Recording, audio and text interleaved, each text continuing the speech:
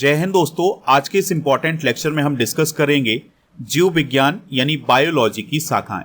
ये टॉपिक आपके हर एक एग्जाम के लिए बहुत ही इंपॉर्टेंट है, तो इस पूरे लेक्चर को आप लास्ट तक जरूर देखिएगा। अगर आप चैनल पर पहली बार आए हैं तो चैनल को सब्सक्राइब कर लें, बेल आइकन भी दबा लें, जिससे आपको समय पर सबसे पहले नोटिफिकेशन मिल सकेगा। तो बायोलॉजी की शाखाएं समझने से पहले हमें बायोलॉजी को समझना होगा। तो दोस्तों, बायोलॉजी को हम जीव विज्ञान बोलते हैं। तो जीव विज्ञान एनिमल और प्लांट के जीवन और जीवन की प्रक्रियाओं के अध्ययन से संबंधित है। इसका मतलब ये हुआ कि जीव विज्ञान में हम एनिमल यानी जंतु, प्लांट यानी पौधों के जीवन और जीवन की प्रक्रियाओं का अध्ययन करते हैं। इस विज्ञान में हम जीवों की संरचना, उनके कार्य, उनके विकास, पहचान और वर्गीकरण का अध्ययन करते हैं। तो यहाँ पर हमको एक बात तो समझ में आ गई कि जो जीव विज्ञान है उसमें हम जंतुओं और पौधों के जीवन और उनके जीवन में होने वाली प्रक्रियाओं का अध्ययन करते हैं। दोस्तों, बायोलॉजी शब्द दो शब्दों से मिलकर बना हुआ है, बायोस और लोगोस। तो बायोस का अर्थ होता है लाइफ, लोगोस का अर्थ होता है स्टडी। तो इसका मतलब ये हुआ कि जो बायोलॉजी है वो स्टडी ऑफ लाइफ है, यानी कि हमारे जीवन का अध्ययन ही क्या कहलाता है, बायोलॉजी कहलाता है। दोस्तों, बायोलॉजी शब्द का सबसे पहले प्रयोग किया था लेमार्क और ट्रिबीरेनस नामक दो वैज्ञानिकों ने। तो इन्होंने 1801 में बायोलॉजी शब्द का प्रयोग किया था। जो लेमार्क थे यह फ्रांस से संबंधित थे और जो ट्रिबीरेनस थे ये जर्मनी से संबंधित थे। फादर ऑफ बायोलॉजी किसे कहा जाता है, ये क्वेश्चन कई बार एग्जाम में पूछा जाता है। तो फादर ऑफ बायोलॉजी कहा जाता है अरस्तु को। ठीक है, तो ग्रीक दार्शनिक हैं अरस्तु, तो उन्हें फादर ऑफ बायोलॉजी कहा जाता है। दोस्तों, अगर हम ब्रांचेस ऑफ बायोलॉजी की बात करें तो बायोलॉजी की मुख्य रूप से दो शाखाएं होती हैं। पहली है जूलॉजी, दूसरी है बॉटनी। जूलॉजी को हम जंतु विज्ञान बोलते हैं और बॉटनी को हम वनस्पति विज्ञान बोलते हैं। तो जंतु विज्ञान में हम एनिमल्स का अध्ययन करते हैं यानी जंतुओं का अध्ययन करते हैं, और बॉटनी में हम पौधों का अध्ययन करते हैं। दोस्तों, अब हम जूलॉजी के बारे में डिस्कशन करेंगे। तो जूलॉजी के बारे में हम पहले ये जान चुके हैं कि जूलॉजी में हम जंतुओं का अध्ययन करते हैं। अब जंतुओं में कौन कौन आता है, मनुष्य आता है, पशु, पक्षी, रेप्टाइल, इंसेक्ट, ये सभी जंतुओं में आते हैं।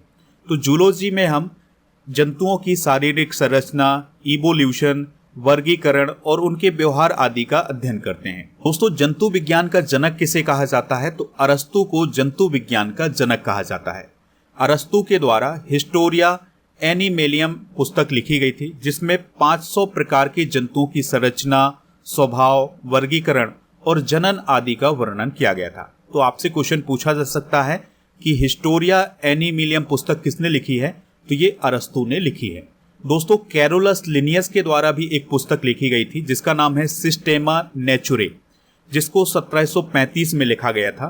तो इस पुस्तक में जंतुओं का नामकरण का वर्णन किया गया है। तो ये पॉइंट भी आप नोट कर लें। ठीक है, ये पुस्तक आपसे एग्जाम में पूछी जा चुकी है कई बार कि सिस्टेमा नेचुरे पुस्तक किसने लिखी है, तो ये कैरोलस लिनियस ने लिखी है। बात करते हैं बॉटनी की। तो दोस्तों, बॉटनी में हम पौधों का अध्ययन करते हैं और इसमें हम पौधों के स्ट्रक्चर, प्रॉपर्टीज और बायोकेमिकल प्रोसेस को समझते हैं। बॉटनी का जनक किसे कहा जाता है, यानी फादर ऑफ बॉटनी किसे कहा जाता है, तो थियोफ्रेट्स को फादर ऑफ बॉटनी कहा जाता है। तो यहाँ पर आपको कंफ्यूज नहीं होना है, फादर ऑफ जूलॉजी हैं अरस्तु और फादर ऑफ बॉटनी है थियोफ्रेट्स। दोस्तों, थियोफ्रेट्स के द्वारा दो पुस्तकें लिखी गई हैं, जिसमें पहली पुस्तक है हिस्टोरिया प्लांटेरम और दूसरी पुस्तक है on the causes of plant. तो इसमें पौधों के आकार, प्रजनन और उपयोग के आधार पर उनका वर्गीकरण किया गया है। दोस्तों, अब हम बायोलॉजी की उन शाखाओं को डिस्कस करेंगे जो बॉटनी और जूलॉजी में कॉमन होती हैं। तो सबसे पहली शाखा है बायोलॉजी की एनाटॉमी। तो एनाटॉमी में हम एनिमल्स और प्लांट के शरीर की आंतरिक संरचना यानी इंटरनल स्ट्रक्चर का अध्ययन करते हैं। फिर दूसरा है इसके बाद मॉर्फोलॉजी। तो दोस्तों, मॉर्फोलॉजी में हम पौधों और जंतुओं की बाहरी संरचना का अध्ययन करते हैं। तो एनाटॉमी में आंतरिक संरचना का अध्ययन करते हैं और मॉर्फोलॉजी में हम जंतुओं और पौधों की बाहरी संरचना का अध्ययन करते हैं। ठीक है, तो इसमें आपको कंफ्यूज नहीं होना है। अगली शाखा है फिजियोलॉजी।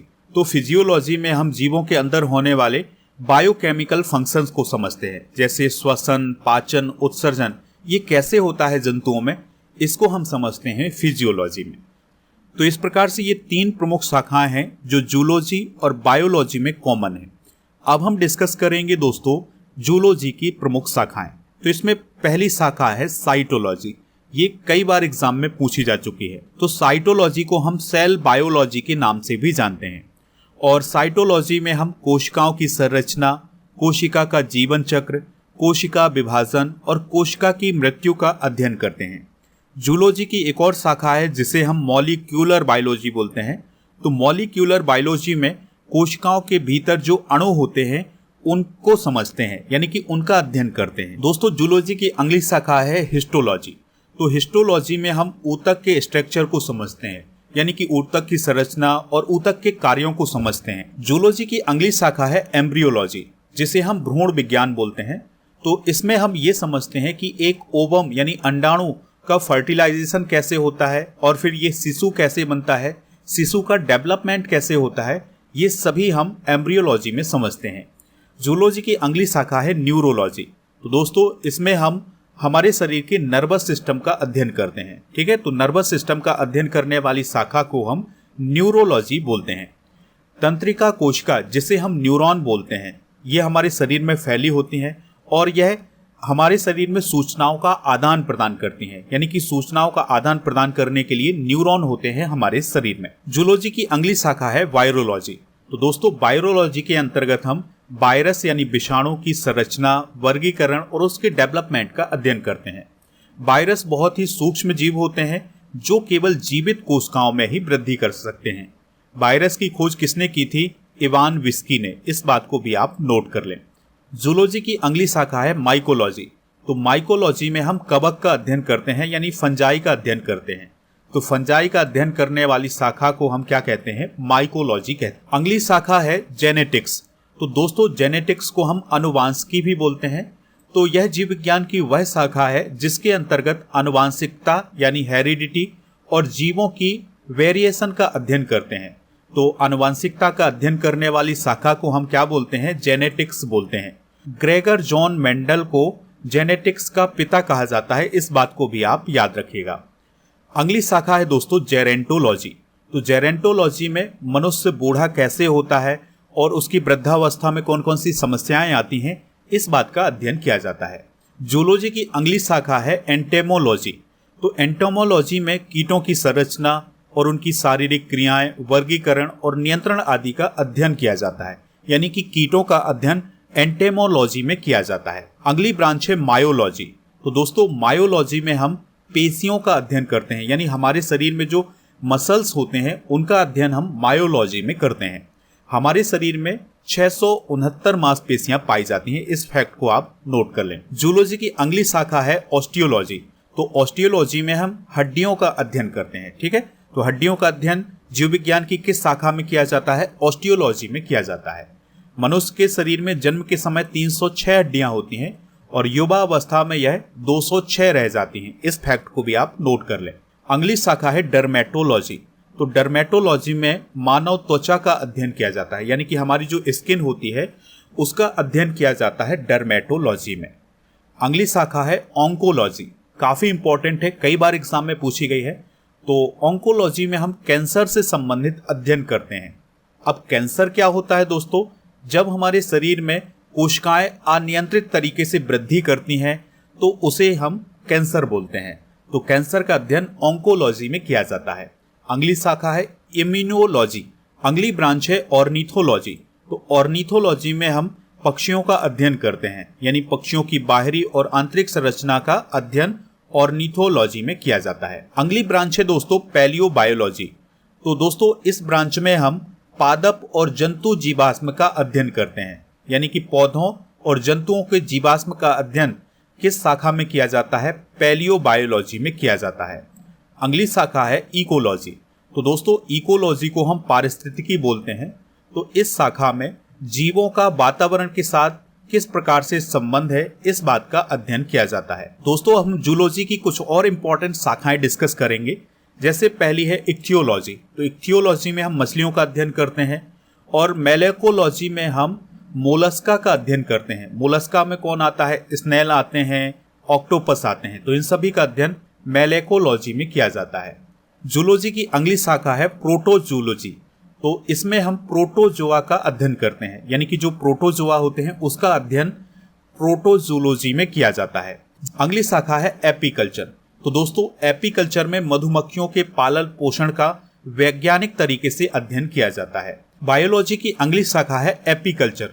तो एपीकल्चर के अंतर्गत हम मधुमक्खियों के पालन पोषण का वैज्ञानिक तरीके से अध्ययन करते हैं। अगली शाखा है सेरीकल्चर। तो सेरीकल्चर के अंतर्गत रेशम उत्पादन करने वाले कीटों का अध्ययन किया जाता है। अगली शाखा है इंडोक्रिनोलॉजी। तो इसके अंतर्गत हमारे शरीर की जो अंतःस्रावी ग्रंथियां होती हैं उनका अध्ययन किया जाता है, जैसे लीवर हो गया, किडनी हो गया, थाइमस हो गया, पैनक्रियाज हो गया। ये हमारे शरीर की अंतःस्रावी ग्रंथियां हैं, तो इनका अध्ययन हम इंडोक्रिनोलॉजी में करते हैं। इस शाखा में हम हॉर्मोन्स का भी अध्ययन करते हैं। इस फैक्ट को आप नोट कर लें। अगली शाखा है हीमेटोलॉजी। तो हीमेटोलॉजी में हम ब्लड और ब्लड से होने वाले रोगों का अध्ययन करते हैं।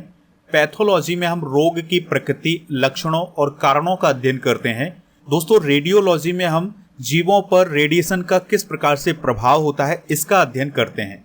हर्पेटोलॉजी में हम उभयचर और सरीसृपों का अध्ययन करते हैं, यानी कि जो उभयचर प्राणी होते हैं उनका अध्ययन हर्पेटोलॉजी में करते हैं। उभयचर में सबसे बड़ा उदाहरण है मेढक, ठीक है। तो ये पानी में भी रह सकता है और जमीन में भी रह सकता है, तो ऐसे प्राणियों को हम उभयचर प्राणी कहते हैं। तो इन्हीं का अध्ययन हर्पेटोलॉजी में किया जाता है। तो ये तो हुई जूलॉजी की शाखाएं। अब हम बॉटनी की शाखाएं डिस्कस करेंगे। तो बॉटनी की एक प्रमुख शाखा है एंथोलॉजी। तो एंथोलॉजी में हम फूलों का अध्ययन करते हैं, ठीक है। ये क्वेश्चन कई बार एग्जाम में पूछा गया है कि एंथोलॉजी में किसका अध्ययन किया जाता है, तो इसमें फूलों का अध्ययन किया जाता है। अगली शाखा है डेंड्रोलॉजी। तो डेंड्रोलॉजी में हम वृक्षों और झाड़ियों का अध्ययन करते हैं। अगली शाखा है दोस्तों ब्रायोलॉजी। तो इसमें ब्रायोफाइटा का अध्ययन करते हैं, यानी कि जो ब्रायोफाइटा समूह के पौधे होते हैं उनका अध्ययन ब्रायोलॉजी में किया जाता है। तो ब्रायोफाइटा के अंतर्गत ऐसे पौधे आते हैं जिनमें संवहन ऊतक नहीं पाए जाते हैं, यानी कि जाइलम फ्लोएम इनमें नहीं पाए जाते हैं। अगली ब्रांच है हॉर्टिकल्चर। तो हॉर्टिकल्चर के अंतर्गत फल, सब्जियों तथा जो गार्डन प्लांट होते हैं उनके संवर्धन का अध्ययन किया जाता है। अगली शाखा है दोस्तों पैलिनोलॉजी। तो पैलिनोलॉजी में हम पराग कणों का अध्ययन करते हैं, यानी फूलों में जो पराग कण होते हैं उनका अध्ययन पैलिनोलॉजी में किया जाता है। अगली शाखा है पोमोलॉजी। तो पोमोलॉजी में फलों का अध्ययन किया जाता है। अगली शाखा है डेंड्रोक्रोनोलॉजी। तो इसमें वृक्षों की आयु का अध्ययन किया जाता है, यानी कि जो वृक्षों की आयु होती है उसका अध्ययन डेंड्रोक्रोनोलॉजी में किया जाता है। तो दोस्तों वृक्षों की आयु का अध्ययन हम कैसे कर सकते हैं? आपने किसी कटे हुए वृक्ष को देखा होगा तो उसमें इस प्रकार के छल्ले होते हैं, तो इन्हीं छल्लों को गिन करके वृक्षों की आयु का पता लगाया जाता है। बॉटनी की कुछ और इंपॉर्टेंट शाखाएं हैं जिनके बारे में आपको पता होना चाहिए। तो पहली शाखा है एग्रेस्टोलॉजी। तो इसमें घासों का अध्ययन किया जाता है। बैक्टीरियोलॉजी में जीवाणुओं का अध्ययन किया जाता है। और इकोनॉमिक बॉटनी में आर्थिक महत्व के पौधों का अध्ययन किया जाता है, यानी कि जो आर्थिक महत्व के पौधे होते हैं उनका अध्ययन इकोनॉमिक बॉटनी में किया जाता है। अगली शाखा है फ्लोरिकल्चर। तो इसमें सजावटी पुष्पों का संवर्धन एवं अध्ययन किया जाता है, ठीक है, इसमें फ्लोरिकल्चर में। लाइकेनोलॉजी में लाइकेंस का अध्ययन किया जाता है। इसके अलावा एग्रोनॉमी में फसली पादपों का अध्ययन किया जाता है, यानी कि जो क्रॉप प्लांट्स होते हैं उनका अध्ययन किया जाता है।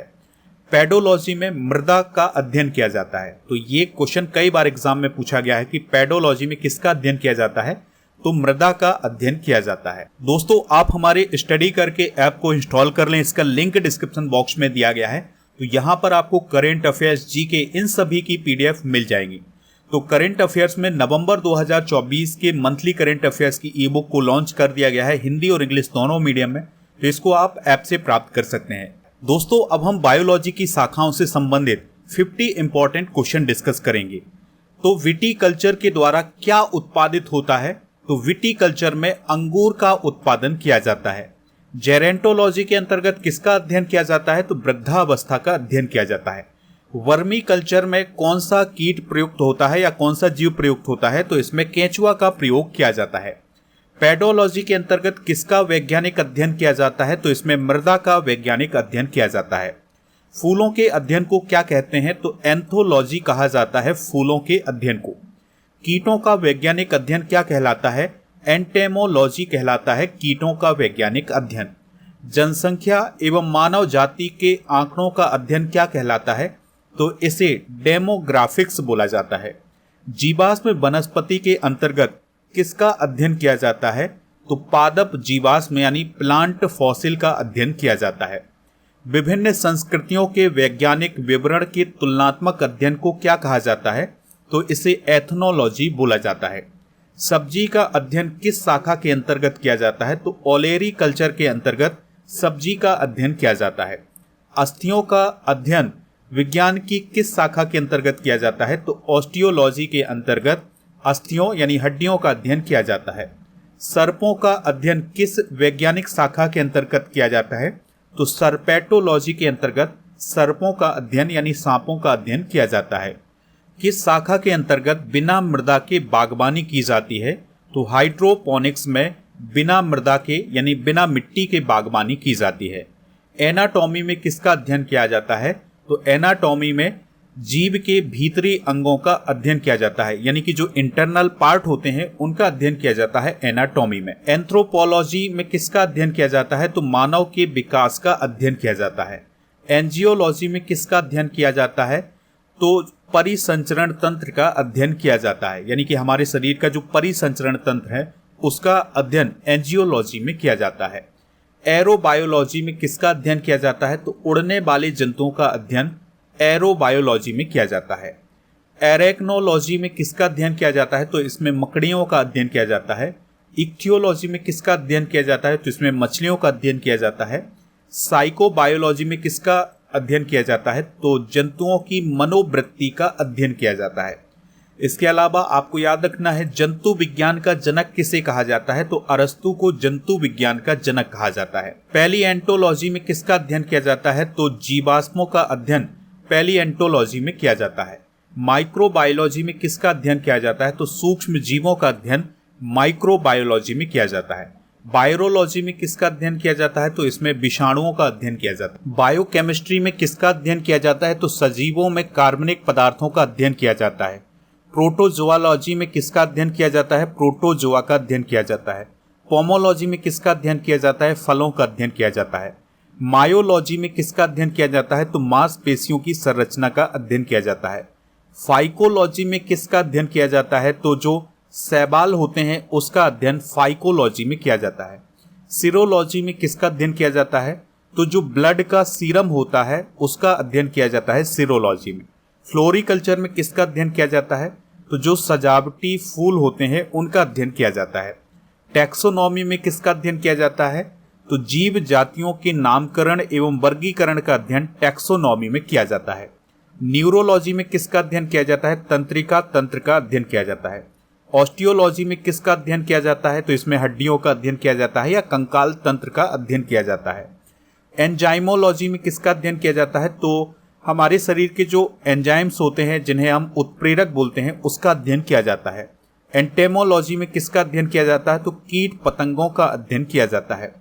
जेनेटिक्स में किसका अध्ययन किया जाता है? तो जीवों के आनुवांशिक लक्षण का अध्ययन किया जाता है। साइटोलॉजी में किसका अध्ययन किया जाता है? तो कोशिकाओं का अध्ययन किया जाता है साइटोलॉजी में। ऑर्निथोलॉजी में किसका अध्ययन किया जाता है? पक्षियों का अध्ययन किया जाता है।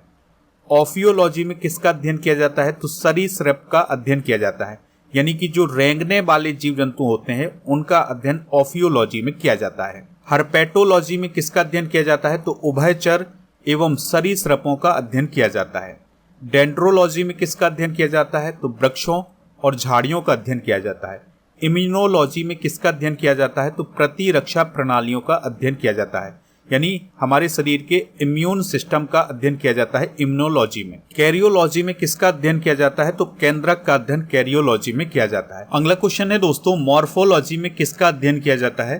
तो जंतुओं की आकृति एवं संरचना का अध्ययन किया जाता है। हीमेटोलॉजी में किसका अध्ययन किया जाता है? तो रक्त और रक्त संबंधी रोगों का अध्ययन किया जाता है। हिस्टोलॉजी में किसका अध्ययन किया जाता है? तो इसमें ऊतकों का अध्ययन किया जाता है। फाइकोलॉजी में किसका अध्ययन किया जाता है? तो शैवालों का अध्ययन किया जाता है, यानी कि जो एल्गी होते हैं उसका अध्ययन किया जाता है। टोरिडोलॉजी में किसका अध्ययन किया जाता है? तो टेरिडोफाइट्स का अध्ययन किया जाता है। टेरिडोफाइट्स ऐसे प्लांट होते हैं जिनमें फूल और बीज नहीं होते हैं। बैक्टीरियोलॉजी में किसका अध्ययन किया जाता है? तो इसमें जीवाणुओं का अध्ययन किया जाता है, यानी बैक्टीरिया का अध्ययन किया जाता है। घासों का अध्ययन एवं पालन किस शाखा के अंतर्गत किया जाता है? एग्रेस्टोलॉजी में। और बीजों का अध्ययन किसके अंतर्गत किया जाता है? तो स्पर्मोलॉजी के अंतर्गत बीजों का अध्ययन किया जाता है। तो यहां पर हमने कुछ नए क्वेश्चन भी पढ़े हुए हैं। अब आपको कमेंट बॉक्स में यह बताना है कि जंतु विज्ञान का जनक किसे कहा जाता है। जो भी इसका राइट आंसर हो कमेंट बॉक्स में जरूर बताएं। इसके अलावा आपको ऐप पर टेस्ट पास मिल जाएगा, जिसमें आपको 3000 से अधिक टेस्ट मिलेंगे 1 वर्ष की वैलिडिटी के साथ। तो टेस्ट पास का यूज कर सकते हैं टेस्ट पास वाले ऑप्शन पर जाकर के। तो यहाँ पर आपको टेस्ट पास वाला ऑप्शन मिल जाएगा, तो इस पर जाकर के आप टेस्ट पास का यूज कर सकते हैं।